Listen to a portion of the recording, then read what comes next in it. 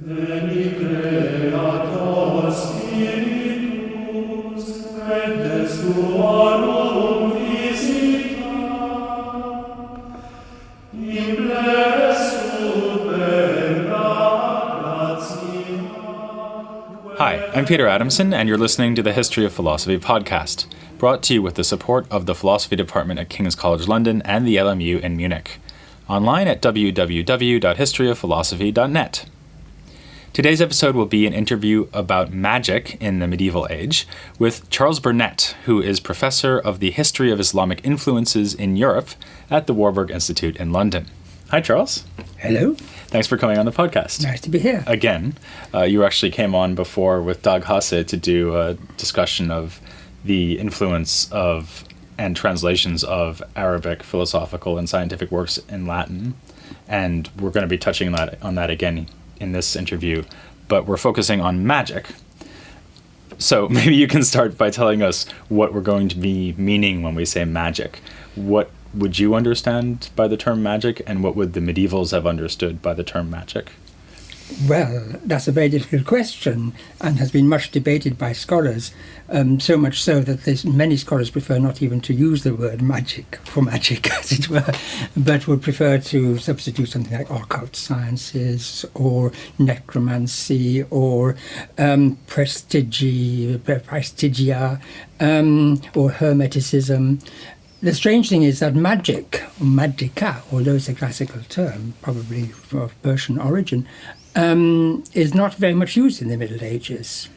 And so when you're talking about magic in the Middle Ages, you're talking about a term which would probably not have been understood by most medieval scholars. It becomes used again in the Renaissance. But the most common word for what we might presume to be magic in the Middle Ages is necromancy or nigromancia. I suppose if you tried to define it, you couldn't do better than to start with the definition which we find in the Speculum Astronomiae, which has been attributed, it is often attributed to Albertus Magnus. Now there's a question mark as to actually who wrote it, but we know that it came into being in the 1260s. And there, nigromancy or necromancia is divided into three parts. And one kind involves the invocation of spirits, or daimones, spiritus or daimones, and the use of what we call suffumigations, incense. Another part simply involves the use of exotic languages and unrecognizable words, usually inscribed on materials, like a talisman. And a third kind is using simply the powers of nature, the powers of the planets, powers of the four elements, and so on. And these three parts encompass quite a lot of what one might discover, what one might describe as being magic in the Middle Ages. The first type that you mentioned, which is demonic or involves spirits and is associated with incense, is the idea there that these demons are smoky beings and that they're sort of quasi-physical? Well, absolutely. I mean, they are attracted by the incense, and the whole purpose of this magic, which is often described as being ceremonious magic, you have to wear special clothing, you have to have a special kind of altar, you have to do things at a significant time, usually astrologically determined. Their whole purpose is to summon these spirits so that they do your will. So they actually follow commands, or at least are willing to consider requests. Maybe. Well, you've got to subdue them. You've got to make them follow your commands. And they are described. I mean, here there's a considerable literature on the nature of spiritus or daimones, in Arabic ruhaniyat. And they are described as being part corporeal and part incorporeal. They're corporeal to the extent that they can actually use their senses, i.e. they can hear and see. Therefore they hear the invocations that you direct them to. And they're semi-corporeal in the sense that they dwell halfway between the material earth and the completely incorporeal heavens where the angels and God and his saints dwell. And this is an idea that goes back to antiquity. Oh, it obviously. does, yes. In fact, one of the most detailed discussions of the nature of these spirits is in Chalcidius' commentary on Plato's Timaeus. Right. Okay. Now, in terms of the things that you can accomplish using magic, it seems to me, as a real outsider to this whole literature, that one of the main things you can achieve is somehow predicting the future. And I don't know whether that is something that you could do by asking a demon, but things like astrology, which we might also think has something to do with magic, for example, and other forms of prediction. Those, I would have thought that falls under the heading of magic, but what you were just describing, the three kinds of magic you just described, seem to be rather different. Well, yes, I suppose the magic that I have been describing is the magic that puts power into the practitioner's hands. He is able to change the future. He's able to change situations. He's able to destroy an enemy. He's able to make people love each other.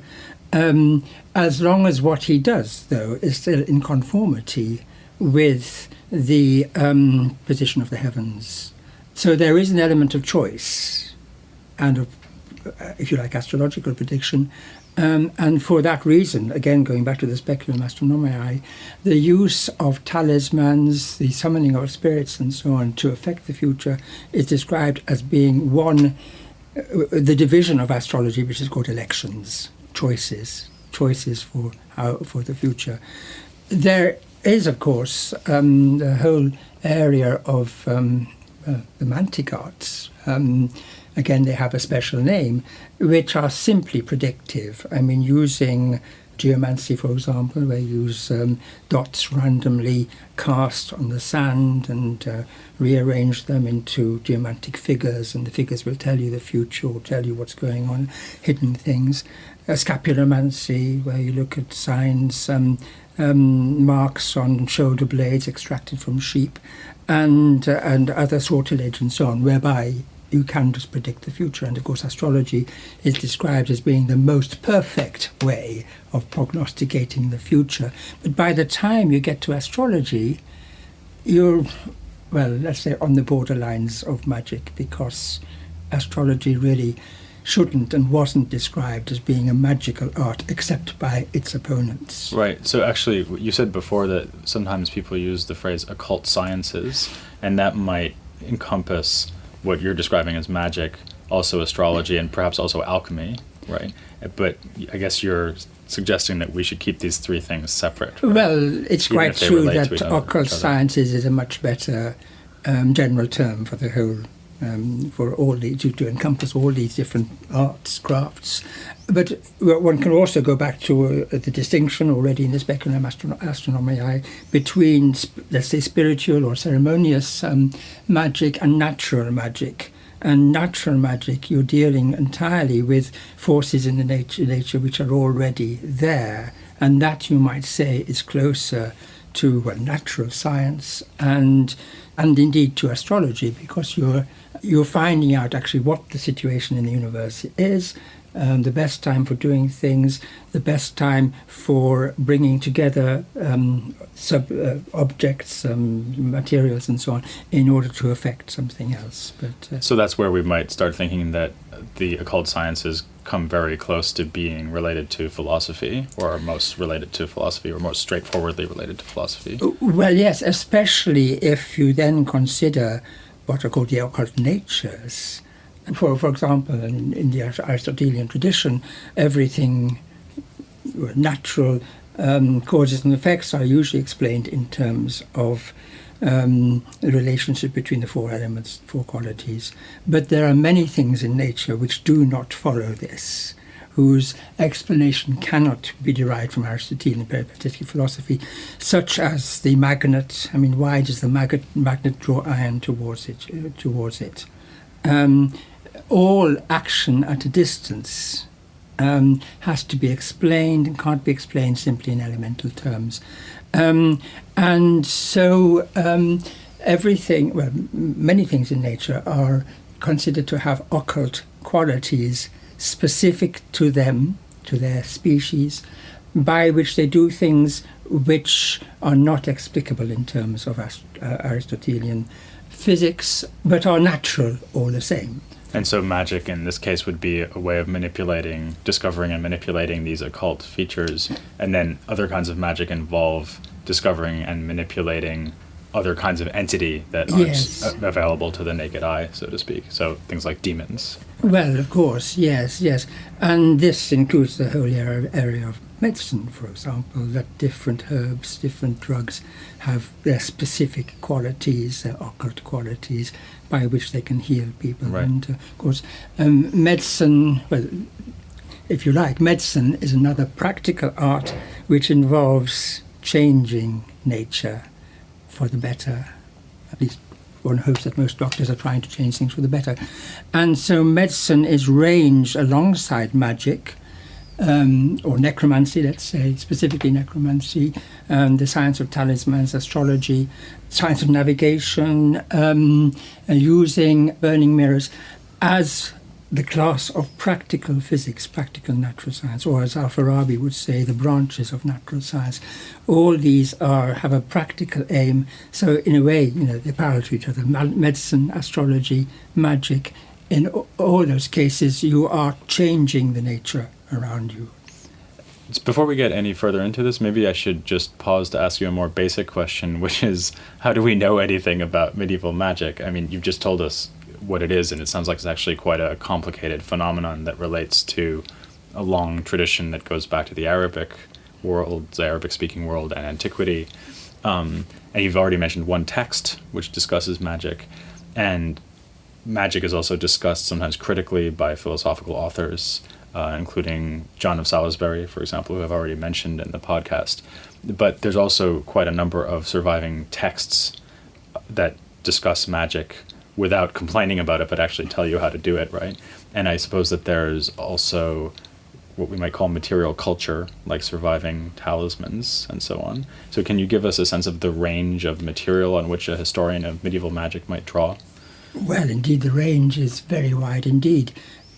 There's such a lot at the popular level, which I don't think we plan to go into, like charms and spells and curses and so on, which have magical effects, which are regarded as being part of magic. At least they incorporate what we call words of power. But then we have the learned tradition of magic in the West, which is almost entirely based on Arabic texts, translations from Arabic texts. The central figure in this learned tradition is Hermes. We also have Apollonius, Bardinus, we have Thabit ibn Qura, and we have various Arabic authors. We have Tumtum al-Hindi, who probably has, in fact, a Sanskrit origin. But these texts were all translated from Arabic into Latin. One characteristic, really, of magical texts is that they are anonymous. So we rarely have a translator, or we rarely have a real author, a named author. The authors are the sages of antiquity, and the translators remain anonymous, so it's very difficult to say exactly when these texts came into Europe. But we do have some early manuscripts from the 12th century, especially associated with Hugo of Santalia, who was a specialist in Hermetic literature. And then we start having the discussions of these texts, often in critical ways, like William of Auvergne in the early 13th century in his De Universo, who names a whole lot of magical texts just in order to condemn them. Oh, and is it actually the case that these Arabic Latin translation texts, are they really based on Arabic texts? I mean, do they make up, of course some of them are, and sometimes we even have the original Arabic as well as the Latin translation, but are there quite a few texts where they pretend that they're drawing on this long tradition and they're actually just making it up themselves, or is it hard to say? Well, it's in the last event. It is hard. It is hard to say. One can recognise many of these Latin translations as being translations, but there's one text which is really quite essential, which I think you've already discussed in your podcast, and that is Al-Kindi's De Radiis, which exists only in Latin. So we already have a question mark as to whether there ever was an Arabic original. In fact, I think it's quite likely there was. But this text has a distinction of being a rare text which actually gives a theory behind how magic works. And this is really an attempt to explain how action at a distance could be possible by invoking this mechanism of a ray. Absolutely, yes. And the rays are, it just so happens I know about this text because it's supposedly written by Al-Kindi, Yes, who I've worked on. yes, So yes. the rays are invoked to explain a very wide variety of phenomena, including some which we would consider to be correct, like eyesight. Yes. But then also things like the power of magic words, the power of the stars on the earth, and so on. So how Yes. does he think that rays function in order to explain action at a distance exactly? Well, all he says is that everything emits rays. I don't know how they emit rays, but but not only the stars, which obviously emit rays, they're heavenly bodies, but also things on Earth and the eyes, as you mentioned. Of course, they emit rays because that's how they actually collect the material and the information to recall it into the mind. But above all, the voice, the human voice, the verbum, the word, emits rays which have powerful effects on what is addressed by those words. And speaking of words, do Arabic words then survive in Latin magical terminology quite a lot? This is an interesting thing because in order to invoke the spirits, the ruhaniyat or the spiritus, you have to know their names. And so and what language do they speak? Well, you have whole lists of names which don't make sense in Arabic or in Latin. Very often they will have apparently Greek endings or Hebrew, look like Hebrew words, names. But the important thing is to pronounce them absolutely correctly. And when you're translating something from Arabic into Latin, since Arabic is generally unvoweled, oh, right. then you can lose an awful lot. You mean they only write the consonants? They don't write the short vowels. And so the power of these words is likely to be lost when they arrive in the Western world. I see. Well, I meant more whether they have technical terms that are like Latinized versions of Arabic technical terms, which you sometimes see happening in the Greek-Arabic translation movement originally, and then you see it happening again in philosophical texts. You'll sometimes see a word that's really an Arabic word, but they've just made it sort of look calque, like a calque. Yeah. Yes. Well, I suppose you could say that even the word spiritus is a calque on ruhaniyat, and ruh means spirit, and the ruhaniyat is because there are so many different words for spirit. I mean, sorry, spiritus in Latin means so many different ways, but they have actually chosen this word rather than say daimon or some other Latin word, lava or whatever, to translate this Arabic word. The other context in which you see real Arabic words are in the prayers, where sometimes Arabic words are left untranslated, like if there's a prayer to the divine light, you'd have the nur, ilahi, just transliterated, and then perhaps a Latin translation over it. But the Arabic words in themselves were regarded as having some power. Okay, so you're describing what sounds like a fairly extensive literature that survived down to us. And I mean, we should bear in mind here that what survives down to today would be a fraction of what existed then, because it has to be copied and survive the fortunes of fire and loss and so on. So this was obviously quite a substantial body of texts, even leaving aside the more popular side of magic that you were describing before. And I guess that a lot of listeners might be surprised at this because we might assume that the attitudes of religious authorities towards magic would have been disapproving, to say the least. So is that right? I mean, was it widely condemned by the church and by theologians and so on? Or were there contexts in which magic was seen as acceptable or appropriate? Well, to go back to that text I referred to at the beginning, the Speculum Astronomiae, of the three divisions of magic, the first two involving spirits and unknown languages were condemned. And the third one, involving natural magic, just the manipulation of the natural forces which were there anyway, was accepted.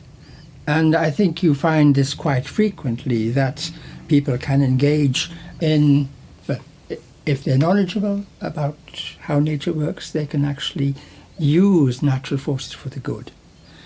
Another thing that you find is that the magic ceremonies in which the spirits are used and that sort of thing, occasionally reworded so that they become Christian ceremonies, as someone called Jean de Morigny in the 14th century, who takes a typical way of actually sacrificing to the spirits, planning, invoking the spirits, summoning them, and he makes it into a praise of the Virgin Mary and summoning the Virgin Mary. So that's one thing you can do if you're a Christian.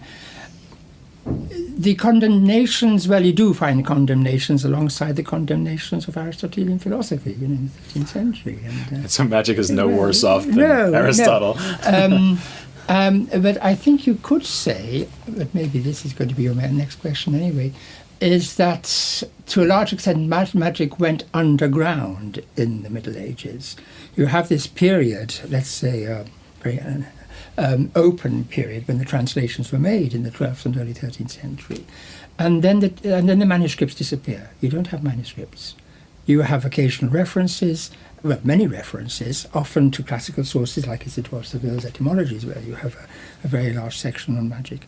But it's only in the Renaissance that these same texts, which were translated in the 12th and early 13th century, started to emerge again from the underground, as it were, and were copied and also received in a very positive way by people like Ficino and Pico della Mirandola, and you have vast magical sumai. There's one by someone called Giorgio Anselmi from the beginning of the 14th century, for example, which includes, perhaps this is interesting, the mantic arts, geomancy, scapulomancy, chiromancy, but devotes most of its 200-odd folios to the art of talismans, of making talismans, invoking spirits, and changing things through these means. So you do find condemnations, obviously, but magic, well, maybe there's another contrast. When you see magic described in Isidore and St. Augustine and so on, it's always in negative terms. But when you start reading these texts which were around, which were rediscovered in the Renaissance, you see that they are very positive. They are texts which have good ends. I mean, the magician is told that, magic might be questionable, but it depends on the person who's using magic. If he uses it for a good end, that's fine. That's another parallel with medicine, actually. It There's is, a kind of yes. cliche almost. The medical doctor is the person who can poison you or heal you. Yeah, absolutely. And so the good yes. doctor is the one who heals you, obviously. Well, there is an introduction to one magical text, in fact, Tharbitim Kuras on talismans, in which magic is described as being like an axe. And if you know how to use it for a good end, that's fine. But it can also cause a lot of... Yeah, chop wood, not people. It can cause a lot of harm. The more open attitude towards magic and more positive attitude that you're describing with the 12th and 13th century, the period where the translations came in from Arabic, is that because it's reflecting a positive, or at least generally accepting attitude towards magic in the Arabic-speaking world that was then transmitted through these texts? I mean, could you, so to speak, get in less trouble for magic in the Arabic-speaking world than in Latin Christianity? I think that depends on the period and the place, really. Just as astrology sometimes strongly condemned, sometimes a part of court culture. One can't fail to mention the most important magical handbook of the whole of this period. That's the Riayat al-Hakim, or what became the Picatrix in Latin, which arose in Al-Andalus, in the court, just about the time of the breaking up of the Caliphate of Cordova, the early 11th century. And that has what I think is one of the best definitions of magic. Maybe I should have mentioned this at the very beginning, but at the beginning of the Yad al-Hakim, magic is divided into three parts, but in a different way from the way that we find in the Speculum Astronomicae. Namely, it is all, well, the magician is entirely involved in manipulating body and spirit. And when he, it's almost always a he, of course, when he is bringing spirit to spirit, bringing to bear spirit on spirit, he is involved in what in Arabic, using a Persian word, is called niranj. And this becomes simply an opus in Latin, but we can identify these texts which tell you how to contact and manipulate the spirit of another person or of an animal, of taming animals, for example. You use the spirit-spirit contact directly. The second is spirit on matter, and that's when you take a talisman, something made out of material. It needn't be metal, it could be any material, and you inscribe sort of spiritual letters, put the spiritual power into that talisman, that spirit on matter. And the third part of magic is alchemy, where you mix matter with matter. So this is a neat way, really, of describing the three parts of magic, which became known, of course, through the translation of the Gayat al-Hikmah into Latin in the 1260s in the court of Alfonso el Sabio. But another, within the same context, also by Maslama al-Madriti, the composer of the Gayat al-Hakim, we have the Rutbat al-Hakim, the step of the wise man, and there you have the intellectual description of the intellectual progress, or you could say the Gnostic progress, I suppose, of the adept, where it's necessary to go through all the liberal arts.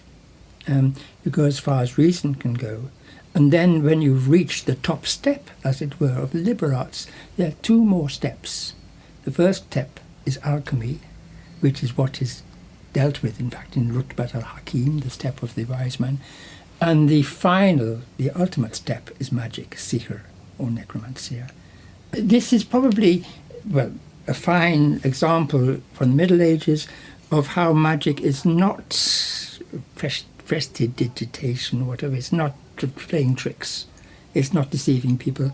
But it is describing the highest level that a human being can aspire to. And this, of course, is what's taken up again in the Renaissance, when you see what Ficino has to say.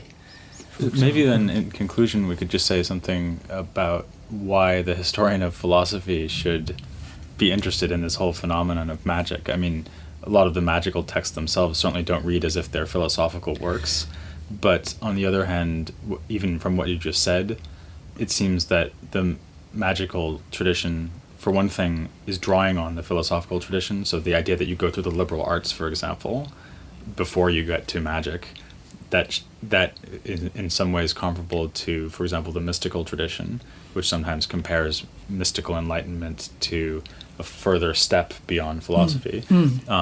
So there's that idea, but there's also the idea that magic might give you access to something that looks a lot like what philosophers talk about. So, for example, the operation of natural properties on one another, but in a deeper way, right? So there's both a methodological continuity and also a theoretical continuity with magic.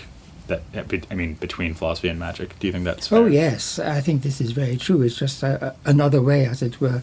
And what is described in magic, actually, is the achievement of the perfect nature. Other connections, of course, we've already mentioned. Why does the magnet attract iron? The occult powers, they have to be explained at least by natural science, which is within philosophy. There are there's a whole genre of magic called the ars notoria, which is relevant to philosophy because it's something which arose in the philosophy faculties of the universities, the medieval universities, especially in Paris, which enabled the student to learn in a remarkably short time what he would otherwise take years to learn. And of course philosophy is one of the main things that he has to learn, or he can learn very quickly using the ars notoria. But this is based on angels, on geometrical diagrams, on sort of kind of contemplation of a mandala.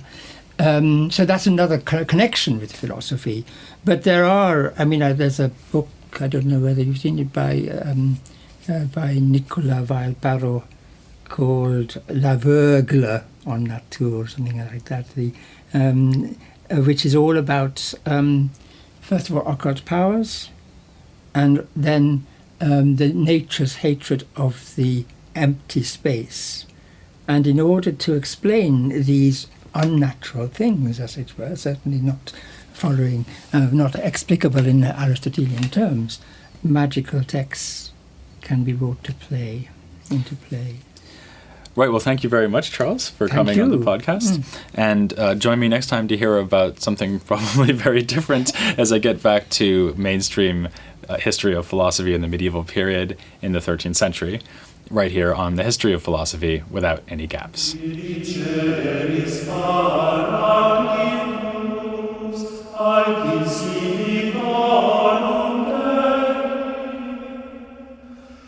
For